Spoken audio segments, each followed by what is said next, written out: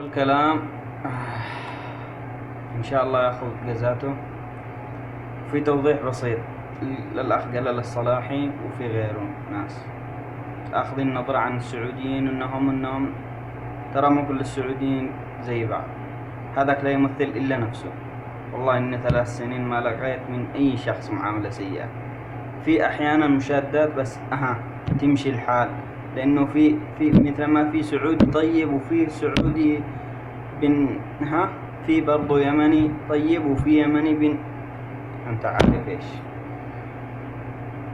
وفي قصة حصلت لي أنا مع سعودي تهاوشت معاه في رمضان وقت الصلاة قبل الأذان بشوي، وساعة وكان نعمل ضرب وبروح باقي لك بسوي فيك. أنا قلت بيروح يقتلني، قلت له روح ولا تحرك من هنا، فأنا فين كذا راح ويمكن قاع الفطور وفطر وذا وارتاح وجاء بعد شوي، وأنا قلت بها ولا بجنبها زي ما نقول هنا.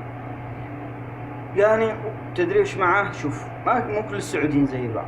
جاء ومعاه عشاء ويقول لي أبو يمن السموحة والعذر مين، ويبغى يبوسني في راسي. والله إن عندي الضغط وعندي السكر وأنا كنت جوعان وكذا. قلت له عادي، شوف أنت شوف هذا السعودي كيف معاملته بعد ما ارتاح من الضغط والسكر، كيف جاء ويعتذر ويبغى يبوسني هنا.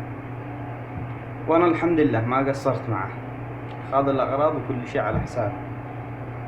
إذا أكرمت الكريم ملكته وإذا أكرمت اللئيم تمردا.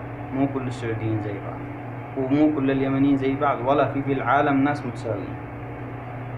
هذا السعودي لا يمثل إلا نفسه. والله إن السعودية ما قصرت معانا، إن إحنا عايشين وسطهم كأن إحنا في بلدنا. والله إن في يمنيين مخلصين هذه للسعوديين، والله إن في يمنيين مخلصين لهذه الدولة أكثر من السعوديين أنفسهم. في يمنيين مخلصين للدولة هذه للسعودية للمملكة أكثر من السعوديين أنفسهم. وأنتم عايشين وعارفين اليمنيين منهم. بس إن شاء الله بإذن الله الحكومة السعودية والدولة السعودية ما راح تخلي دم هذا المسكين اليمني